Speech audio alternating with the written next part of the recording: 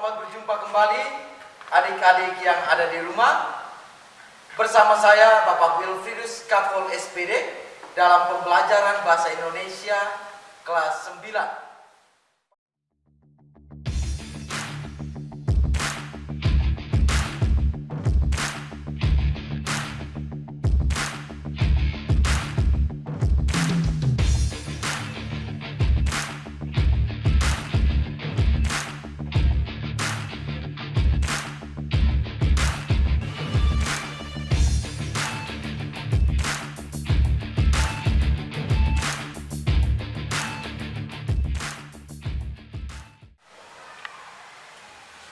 Oke adik-adik, kita kembali lagi dengan Pak Carlos dan juga saya, Pak Frid.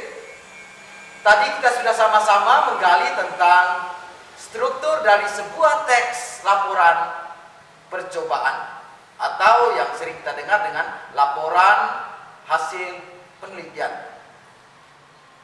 Sekarang kita lebih jauh lagi, kita akan menggali bagaimana cara menyajikan sebuah teks laporan percobaan yang menarik dan juga baik untuk khalayak ramai. Pak Carlos, dalam kehidupan sehari-hari, dalam berbagai bentuk dan dalam berbagai media, kita temukan laporan percobaan. Tentunya ada beberapa variasi yang ditampilkan di sana. Bagaimana cara menyajikan sebuah laporan percobaan yang baik sesuai dengan tatanan bahasa Indonesia? Baik, terima kasih ya Pak Frid ya. Jadi untuk adik-adik generasi cerdas, pater atau adik-adik SMP dimanapun berada ya. Jadi begini, setelah kita sudah menguasai materi tentang struktur dari sebuah teks laporan percobaan, selanjutnya kita masuk pada materi menyajikan sebuah teks laporan percobaan. Nah, untuk menyajikan sebuah teks laporan percobaan ini, sebenarnya ada beberapa tahap yang harus kita lewati dulu. Di antaranya ada tahap perencanaan. Minimal adik-adik harus punya perencanaan. Dan perencanaan itu biasanya dibuat dalam sebuah ilustrasi atau sebuah kerangka untuk membantu kita mengatur tata cara perencanaan. Nah, bagaimana saja persiapan perencanaan kita? Nah, biasanya di dalam perencanaan itu ada judul.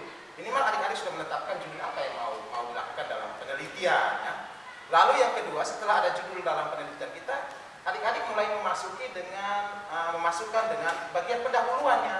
Nah, kenapa bagian pendahuluan harus dimasukkan sebagai perencanaan? Karena biasanya di dalam pendahuluan itu ada latar belakang. Nah, latar belakangnya ini kan nanti mengantar judul yang adik-adik mau sajikan dalam sebuah penelitian. Lalu kemudian di dalam pendahuluan juga ada rumusan masalah. Kira-kira pemikiran adik-adik tentang percobaan ini yang mau dicari apa? Masalahnya apa? Nah, itu yang ditanyakan dalam rumusan masalah kan. Kemudian sampai dengan kira-kira hasil apa yang mau ditemukan dalam penelitian ini. Itu biasanya ada dalam tujuan.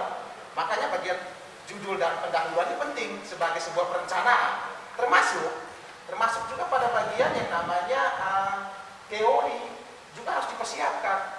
Teori-teori apa yang mau kita gunakan sehingga bisa menjawab hasil penelitian kita. Sehingga kajian teori juga bisa kita mulai temukan, cari, kita masukkan dalam kerangka perencanaan kita. Lalu selain kajian teori ada juga metode. Nah, metode ini yang paling penting. Berhasil tidaknya sebuah uji coba penelitian kita itu ada pada metode. Kenapa metode ini penting? Karena di situ ada alat dan bahan yang mau kita gunakan selama proses percobaan, waktu atau tahapan-tahapan percobaan, serta proses cara kerjanya. Itu ada pada metode penelitian atau metode percobaan kita. Nah, itu yang harus kita siapkan di awal. Nah, setelah itu kita melanjutkan dengan tahapan uji coba. Nah, pada tahapan uji coba atau tahapan penelitian ini, nah adik-adik harus melakukan berdasarkan proses yang sudah direncanakan, berdasarkan catatan rumusan masalah yang sudah ditanyakan atau tujuan yang mau kita dapatkan, sehingga itu harus dilewati secara baik. Ingat bahwa setiap tahapan hasil uji coba kita yang ada dalam proses penelitian itu harus dicatat secara baik, dicatat kemudian dimasukkan dalam bagian hasil penelitian kita nanti. Nah, biasanya hasil-hasil itu dimasukkan dalam hasil penelitian kita. Lalu setelah uji coba ini sudah berjalan, kemudian kita sudah mendapatkan hasil, nah kita tinggal melengkapi bagian hasil dan pembahasan sampai dengan bagian kesimpulan atau bagian penutup dari sebuah teks. Nah, untuk itu hasil-hasil tadi kita masukkan dalam bagian hasil dan pembahasan, lalu bila perlu kita bahas untuk mendapatkan jawaban-jawaban kalau memang membutuhkan pembahasan terhadap hasil percobaan kita. Dibahas secara terperinci, diuraikan secara terperinci, bahkan dijelaskan secara terperinci. Tidak bisa dijelaskan sepenggal-penggal. Jadi dalam hasil dan pembahasan ini menjadi kata kunci untuk kita menjelaskan hasil penelitian kita, hasil uji coba kita. Dan itu harus dijelaskan secara terperinci ya. Gitu ya. Oke. Lalu setelah itu, jika sudah diuraikan secara terperinci dan sudah jelas, barulah kita masuk pada bagian kesimpulan. Nah, kesimpulan ini sebenarnya kita mengulang kembali bagian isi dari hasil percobaan kita atau isi dari hasil pembahasan kita. Begitu. Lalu kita ulangi dengan beberapa kalimat yang lebih singkat atau mengandung inti-inti penting daripada pertanyaan rumusan masalah kita. Lalu diakhiri jangan lupa, karena kita mengadopsi beberapa kajian teori dari luar, maka kita harus menulisnya pada daftar pustaka. Dan itu beberapa langkah sebenarnya yang harus kita lewati dalam melakukan suatu penulisan atau penyajian teks laporan percobaan. Jadi kita mulai dengan perencanaan, setelah itu kita melakukan percobaan, lalu kita mengisi hasil daripada percobaan kita ke dalam sebuah teks sampai dengan pada bagian daftar pustaka. Itu. Nah, Pak Carlos, dalam kebiasaan kita dalam menulis sesuatu, kadang-kadang kita terlebih dahulu menulis isi, setelah selesai mengambil kesimpulan, baru kita melihat kembali judulnya. Kan tadi dijelaskan bahwa kita menentukan judul apa yang artinya sudah disiapkan terlebih dahulu. Apakah boleh kita membuat semua tulisan dulu, baru terakhir kita menentukan, oh judul yang tepat untuk tulisan saya adalah ini. ya ini pertanyaan yang kritis juga ya. Mungkin pertanyaannya jangan sampai mewakili generasi cerdas di rumah ini sepertinya. Jadi paham sekali. Jadi begini ya, dalam sebuah penulisan laporan percobaan memang agak sedikit berbeda dengan penyajian teks sastra misalnya ya. Kalau teks sastra biasanya kita rangkaikan dulu kerangka pikiran kita, baru dengan tema yang ada, lalu baru kita tetapkan judulnya apa. Judul ini kan sebagai simbol saja untuk menarik pembaca Ya. berdasarkan cover isi cerita kita kan begitu. Tapi berbeda dengan teks laporan percobaan. Nah, kalau dalam teks laporan percobaan, judul kita kan kunci penting. Judul ini sebenarnya dia menjadi perwakilan tema, perwakilan topik dalam penelitian, sehingga wajib didahulukan. Tanpa judul kita tidak bisa menguraikan yang lain-lainnya, begitu. Jadi adik-adik di rumah sebelum melakukan penulisan penyajian teks laporan percobaan, maka adik-adik harus minimal memiliki satu judul terlebih dahulu. Karena judul ini menjadi wajah, judul ini menjadi dasar untuk kita mengungkapkan apa yang mau kita lakukan dalam penelitian, begitu. Ya. Jadi adik-adik di rumah, judul di dalam teks laporan penelitian atau percobaan berbeda dengan ketika kita membuat teks berita, teks deskripsi. Dalam teks laporan percobaan, judul itu ditentukan duluan. Karena dalam suatu perencanaan, judul akan berkaitan erat dengan latar belakang yang telah kita siapkan. Kan sampai hasil, Bahkan sampai hasil. Sekarang kita masuk lebih ke dalam lagi. Itu mengenai rumusan masalah dan juga tujuan. Iya, iya. Kadang orang ketika menulis teks laporan percobaan, orang mengatakan seperti ini, sebaiknya tujuannya tidak hanya satu, sebaiknya 2, 3. Demikian pun dengan rumusan masalah. Banyak yang membuat lebih dari satu rumusan masalah. Apakah di dalam laporan percobaan ini diperbolehkan? Oke, baiknya ini juga pertanyaan yang luar biasa ya, sangat kritis ya. Dan saya yakin ini adik-adik generasi Spater maupun adik-adik generasi hebat yang ada di bangku SMP kelas 9, ini menjadi satu pertanyaan awal yang luar biasa untuk adik-adik. Jadi begini sebenarnya rumusan masalah dengan tujuannya. Nah, rumusan masalah dan tujuan ini adalah satu kesatuan yang sulit dipisahkan. Seberapa jumlah rumusan masalah yang kita berikan dalam laporan percobaan akan menjawab seberapa banyak tujuan yang akan kita peroleh. Ya. Begitu, kata kuncinya itu. Dan saya ulang ya, seberapa banyaknya rumusan masalah yang kita sajikan dalam teks laporan percobaan akan menjawab tujuan juga yang sama. Sama banyaknya dengan rumusan masalah. Nah, pertanyaannya adalah bagaimana, apakah hanya satu pertanyaan saja atau boleh lebih dari satu? Sebenarnya begitu maksudnya. Kalau dalam sebuah rumusan masalah penelitian atau percobaan, pertanyaan rumusan masalah boleh adik-adik sajikan lebih dari satu ya, lebih dari satu. Kenapa? Tergantung kemampuan adik-adik dalam melakukan percobaan. Kira-kira sasaran percobaan ini dia nanti mengarah kepada beberapa jawaban, sehingga beberapa jawaban itu adik-adik bisa rumuskan dalam beberapa pertanyaan. Misalnya tadi menguji zat gizi pada nasi ya. Misalnya adik-adik melakukan pertanyaan pertama adalah bagaimana kandungan zat gizi pada nasi, itu pertanyaan pertama, dan itu menjadi pertanyaan paling penting berdasarkan judul kita.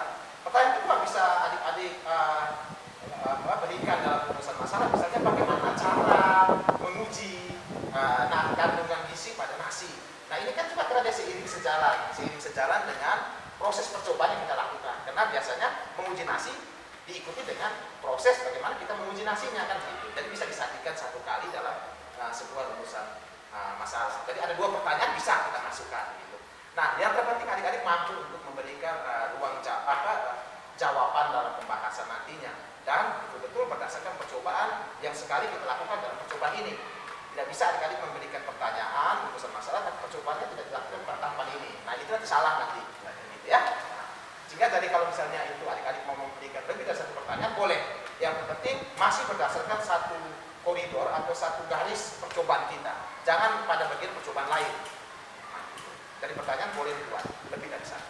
Oke, jadi adik-adik, tujuan dalam sebuah teks laporan percobaan harus sesuai dengan rumusan masalah yang akan dibahas dalam teks laporan tersebut.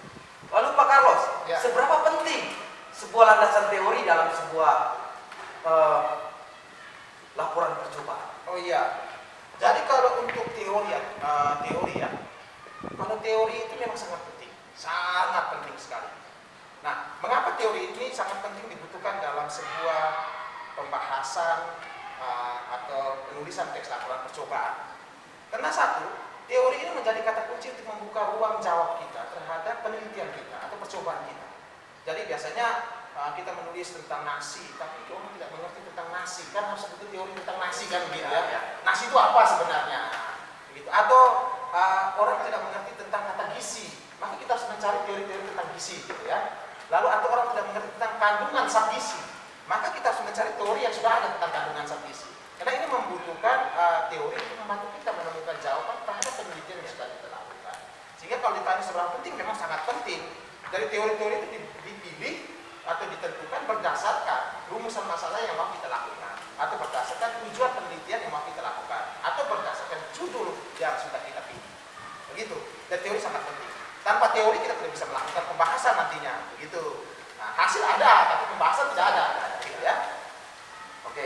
Jadi adik-adik, sebelum kita melakukan sebuah tindakan penelitian, landasan teori sangat dibutuhkan. Wajib dalam sebuah laporan percobaan. Maksudnya apa?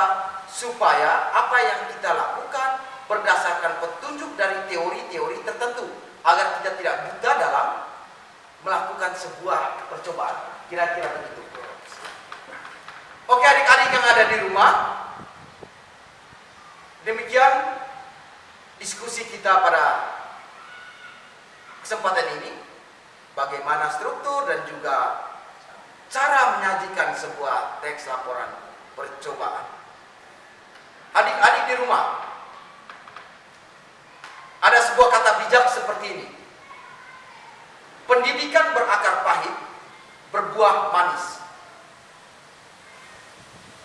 Kata Aristoteles yang merupakan murid dari Plato dalam bukunya yang menggambarkan betapa pahitnya seseorang dalam melakukan percobaan.